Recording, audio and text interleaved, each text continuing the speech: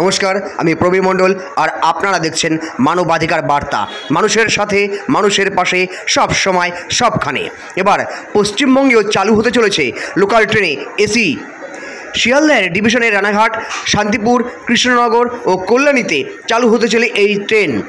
পূর্ব রেলের শিয়ালদহ ডিভিশনের উচ্চপদস্থ আধিকারিকরা যে বিষয়গুলো মাথায় রেখে শুরু করতে চলেছে সেগুলো হলো, প্রচুর সংখ্যক যাত্রী এই লাইনে যাতায়াত করে। এর ভৌগোলিক অবস্থান অনুযায়ী শিয়ালদহের পর রানাঘাট এমন একটি জাংশন যেখান থেকে সবথেকে বেশি লোকাল ট্রেন পরিচালিত হয়। এরপর এই লাইন দিয়েই উত্তরবঙ্গকে জুড়তে চলেছে রেল কর্তৃপক্ষ।